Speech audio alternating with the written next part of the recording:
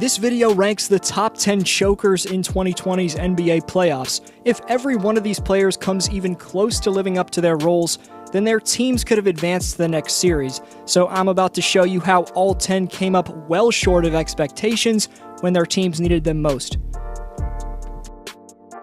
Just want to say I appreciate every one of my subscribers for the consistent support. If you're new here and enjoy this video, make sure you hit subscribe for NBA hot takes, predictions, and stories every few days.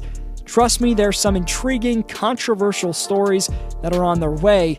I'll be keeping you guys updated with breakdowns throughout this entire offseason, so stay notified. Number 10, Eric Gordon. In games 3 to 5 of the second round against the Lakers, Eric made only 10 of his 30 shots from the field. You're probably thinking, but D-Flow, up until those 3 final games of round 2, Gordon was having a stellar postseason.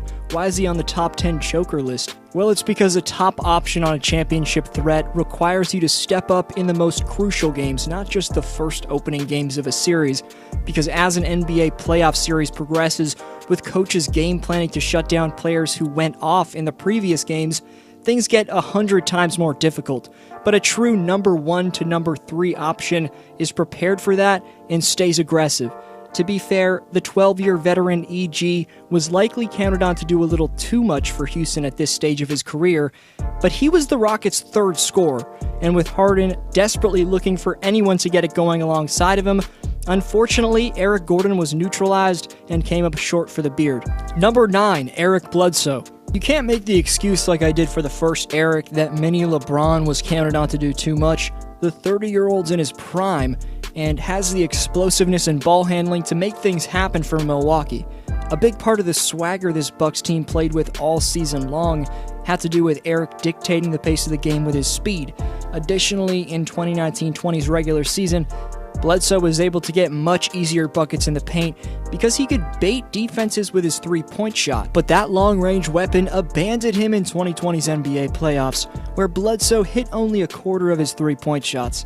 The Heat completely dismantling the Bucks had a lot to do with the fact that Bledsoe shot a measly 32.2% from the field in that series. I think Bledsoe's got to put in endless reps on his pull-up threes, because when he can fluidly mix up his slashing and deep-range bombs, he's an elite scorer. But these playoffs, he was far from that and made some uncharacteristically dumb turnovers in crucial moments as well. Number 8, Joe Ingles. The next 2 players you'll see ranked are the only ones on this list who aren't counted on as go-to options for their teams.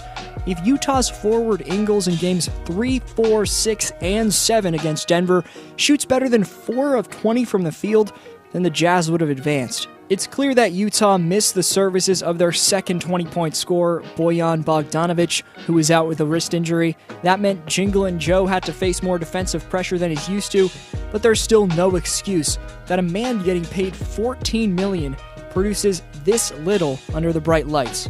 He failed to get lift on his jump shots even when he had wide-open looks, and his landing awkwardly after these lackluster three-point attempts.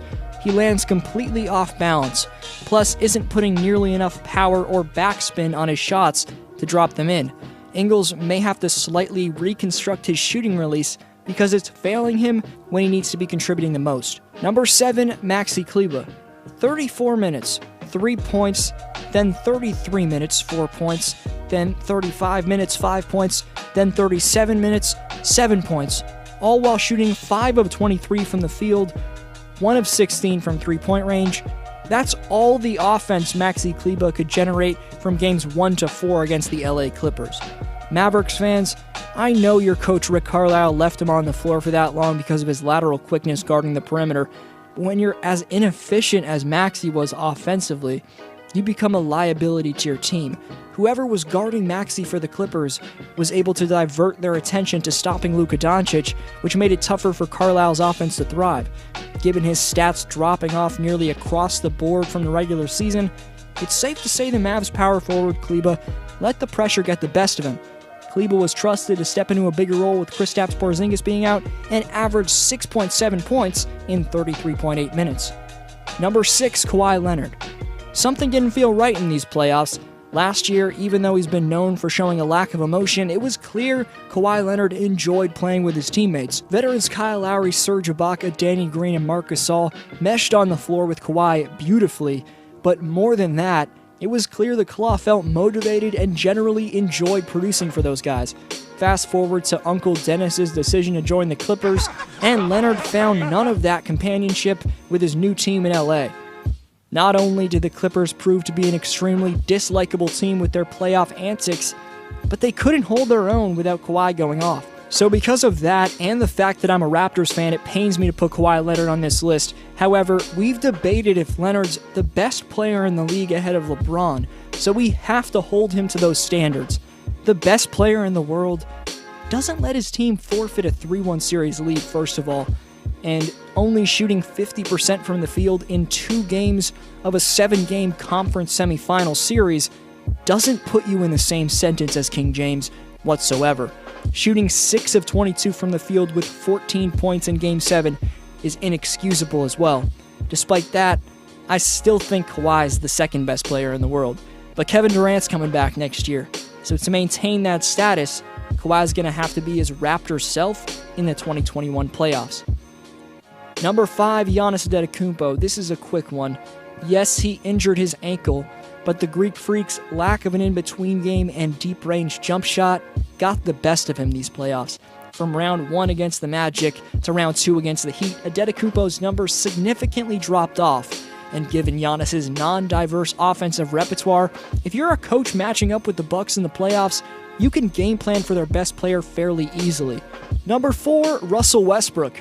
After shooting his team out of yet another playoff series, it's time for the 2017 League MVP, Russ Brody, to evaluate where his career is headed. In round 2 against the Lakers, Westbrook shot an average of 5 3-point attempts per game, but only hit 8 of his 33 attempts from out there. Shockingly, 2020 was Westbrook's 6th playoff run, where he's averaged at least 4 3-point attempts per game, but shot below 33% from deep range. Russell's been taking the ball away from superstars his entire career, from driving Kevin Durant and Paul George out of OKC to now taking the ball away from James Harden. Westbrook needs to stop taking an excessive amount of low percentage jumpers. KD, PG-13, and the Beard could have been a bit better themselves, and in some seasons Westbrook didn't have the right supporting cast. However, there's no denying Brody's lack of a fundamentally sound, consistent jump shot and his urge to take a ton of attempts outside of the paint at the same time have killed his team's chances. Number 3, Marc Gasol. At first, Gasol made headlines for his weight loss, and everyone thought the Raptors were adding the prime Memphis Grizzly version of Marc.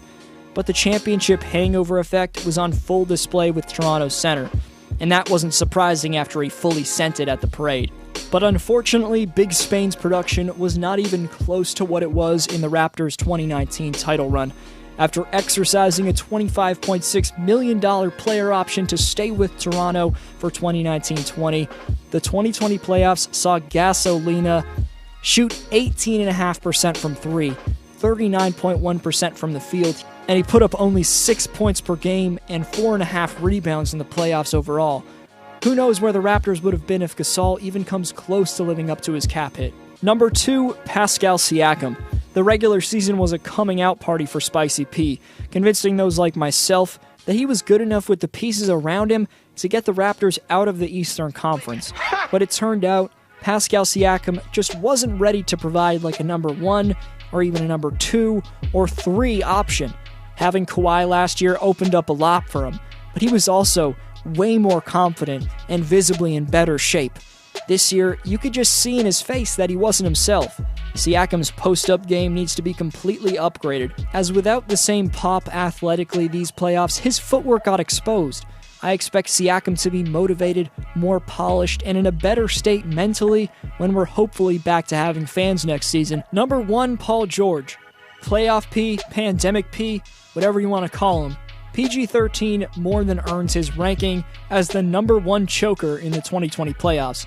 George was pretty much single-handedly the reason why Dallas pushed the Clippers to 6 games, as he shot 34.6% from the field and 27% from three-point range in the first round.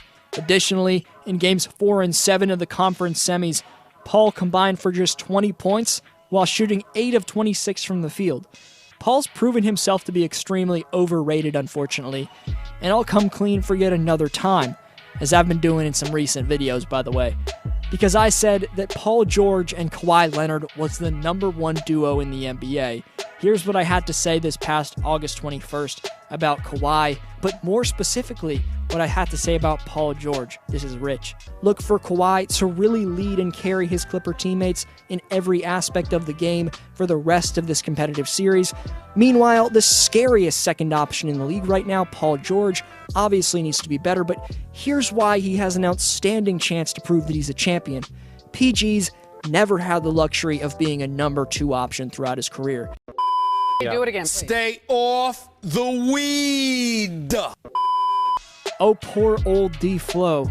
How you didn't realize that Anthony Davis was the most dangerous second option in basketball by far is beyond me, current D-Flow. But let's be friends. Follow me on Instagram and Twitter at DFlowHoops. I want to get to know who tunes into my videos. Tons of hot takes, predictions, and stories on the way for you guys. This was D-Flow, and I'll see you next video.